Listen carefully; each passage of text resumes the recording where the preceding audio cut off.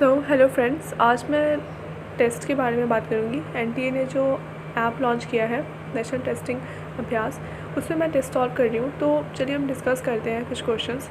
तो which part would be the most suitable for raising virus free plants for micro propagation. तो इसमें देखो चार ऑप्शंस ये हैं: bud, vascular tissues, meristem and node. तो इसमें आपको पता है कि प्लांट को, वायरस फ्री प्लांट्स को हम मेरिस्टेम से कर सकते हैं, क्योंकि मेरिस्टेम डिफ्रेंशिएटिंग होती है। तो अब देखते हैं कि क्या क्या इसके पास कंसेप्ट है। कंसेप्ट तो देखो, मैं आज बात करूँगी कि माइक्रो प्रोपेगेशन कैसे होती है और किस किस टाइप्स की होती है। Useful to multiply novel plants such as those that have been genetically modified or bred through the conventional plant breeding methods. It is also used to produce a sufficient number of plantlets for planting from a stock plant which does not produce seeds or does not respond well to vegetative propagation. So micro propagation is the practice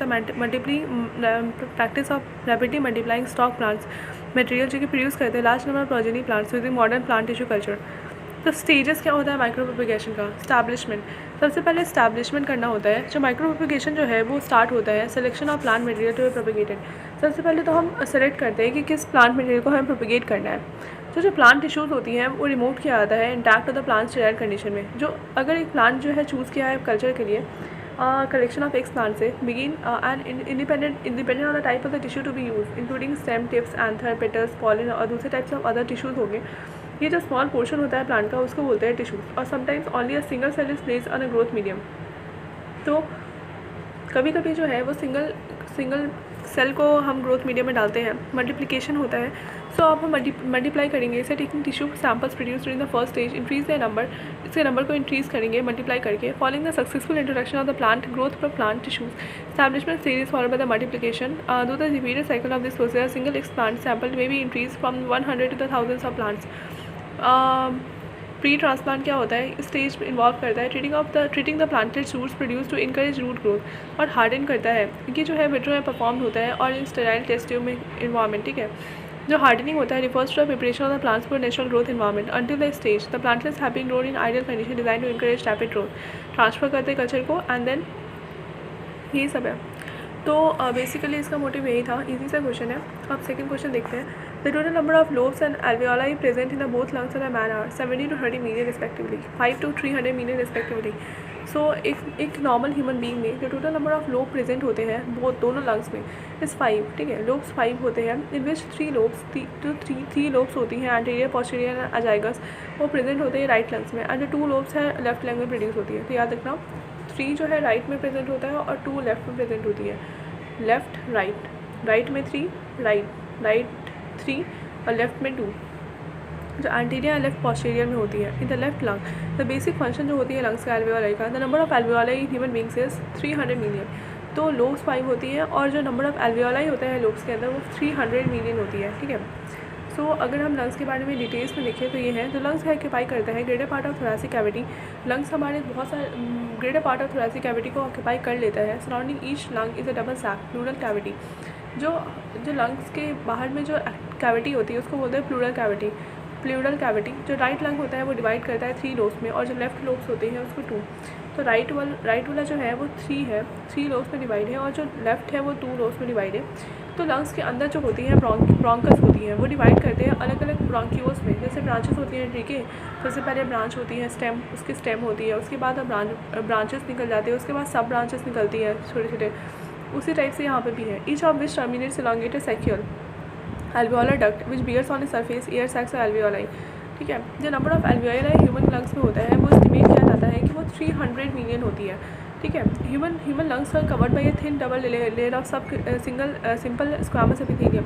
जो lung होती है वो cover करती है एक double layer जिसको बोलते हैं simple squamous epithelium. Lungs of tissue तो स्क्वामस एपिथेलियम होता है उसके अंदर, कॉल प्लूरा बोलते हैं उसको। प्लूरा जो है वो एक स्क्वामस एपिथेलियम है और parietal pleura remains attach to the wall of the thoracic cavity में अटैच होती है। स्पेस जो होता है बिटवीन 2 मेम्ब्रेन के प्लूरल फ्लूइड और फॉर रिड्यूसिंग द फ्रिक्शन को जो रिड्यूस करने वाला फ्लूइड होता है movement of the lungs information of the pleura, जिसको बोलते हैं डिजीज कॉल्ड द प्लूरिसी बोलते हैं। जो लंग्स है are in pink at birth. Lungs जो रहता है सबसे पहले तो पिंक होती हैं, लेकिन वो डार्क ग्रे हो जाती है and mottled in adults due to the deposition of the car materials. Darkening increases the smokers. जो डार्कनिंग होता है, स्मोकर जो इम्फाइजेमा हो जाता है उनको बहुत सारे pollutants. Right lungs is about 2.5 centimetre due to the raised position of diaphragm. जो राइट लंग है वो 2.5 सेंटीमीटर ऊपर होता है, क्योंकि डायफ्रागम का रेस पोजीशन की वजह से ऑन द राइट साइड में डायफ्रागम होता है थोड़ा ऊपर होता है, और टू एकोमोडेट लीवर को एकोमोडेट करने के लिए ये लॉन्ग होता है। और higher narrower than the right lung, ये लॉन्ग होता है, बहुत लॉन्ग होता है और नैरोअर होता है राइट लंग से, because it contains a cardiac notch और एक्वाई एसिमेट्रिकल प्लेस्ड हार्ट। तो लेफ्ट लंग होता है वो डिविजिबल होता है एंड ऑब्लिक फीजर इनटू दो लोब्स में डिवाइड होता है लेफ्ट लंग्स, लेफ्ट सुपीरियर और लेफ्ट इंटीरियर। जो राइट लंग होता है has a fissure horizontal and oblique. They divide करता है 3 लोब्स में, right superior, right middle and right inferior. जो लोब्स होते हैं वो डिवाइड करते हैं इंटरनली इनटू सेगमेंट्स में और लॉब्यूल्स। 10 ब्रोंको पल्मोनरी सेगमेंट्स होती हैं, 10 ब्रोंको पल्मोनरी सेगमेंट्स में डिवाइड होते हैं, जो प्रेजेंट होता है हर एक लोब में प्रेजेंट होता है। 8 सेगमेंट्स होती है लेफ्ट लंग में एंड 10 सेगमेंट्स होती है राइट लंग में। ऑन द एवरेज एडल्ट जो राइट लंग होता है वेट करता है 625 ग्राम, और जो लेफ्ट लंग होता है वो 565 ग्राम उसका वेट होता है। ठीक है, लेफ्ट लंग का वेट कम होता है राइट लंग से। सो द लंग जो है एसेंशियल रेस्पिरेटरी ऑर्गन्स है बहुत सारे मेनी एयर ब्रीथिंग एनिमल्स में, तो इंक्लूडिंग मोस्ट टेट्रापॉड्स, फिश हो गए, कुछ स्नेल्स हो गए, मैमल्स हो गए and more complex life forms. जो 2 लंग्स है located near the backbone on the either side of the heart, जो 2 लंग्स है जो लोकेट होते हैं backbone on either side of heart के पास, their principal function is to transport oxygen from the atmosphere into the blood stream. जो lungs का principal function होता है कि हम हमारे ऑक्सीजन को ट्रांसपोर्ट करें एटमॉस्फेयर से हमारे ब्लड स्ट्रीम के अंदर, और कार्बन डाइऑक्साइड को रिलीज़ करें बॉडी से ब्लड स्ट्रीम से एटमॉस्फेयर में। तो जो लंग्स ऑक्यूपाई करती है greater part of thoracic cavity, जो लंग्स है greater part of thoracic cavity को मैंने बताया है कि वो ऑक्यूपाई करती है। Surrounding each lung is the double side pleural cavity and inside the lungs each bronchus divides numerous bronchioles in each which terminates elongated saccule. तो ये आप समझ सकते हो, इसका मेन मोटो यही था बताना। तो अब देखो क्या होता है, which of the following glands do not have duct, इसमें से कौन से ग्लैंड है जिसके पास डक्ट नहीं है। तो डक्ट्स बेसिकली क्या होता है, एड्रिनल ग्लैंड इसके पास डक्ट नहीं है। Adrenal glands are endocrine ductless gland. Adrenal gland जो है वो एक इंडोक्राइन डक्टलेस ग्लैंड है और सिक्रीट करती है सब्सटेंसेस जो कि सर्कुलेट करते हैं पूरे ब्लड स्ट्रीम में। ठीक है, सो अब हम एड्रिनल ग्लैंड के बारे में, इंडोक्राइन ग्लैंड के बारे में पढ़ते हैं। इंडोक्राइन ग्लैंड है क्या। सो इंडोक्राइन ग्लैंड्स जो दोनों वो द नर्वस सिस्टम और इंडोक्राइन सिस्टम वर्क करता है coordination to control the body function to maintain homeostasis. देखो नर्वस सिस्टम और इंडोक्राइन सिस्टम, हमारे जो नर्वस सिस्टम है और इंडोक्राइन सिस्टम है दोनों एक दूसरे के साथ काम करते हैं। एक है नर्वस सिस्टम, एक है इंडोक्राइन सिस्टम, दोनों एक दूसरे के साथ कोऑर्डिनेशन करता है हमारे अलग अलग बॉडी फंक्शन को मेंटेन करने के लिए, हमारे होमोस्टैटिस को मेंटेन करने के लिए। ठीक है, तो together as a neuro endocrine system, दोनों को मिला के हम बोलते हैं न्यूरो इंडोक्राइन सिस्टम।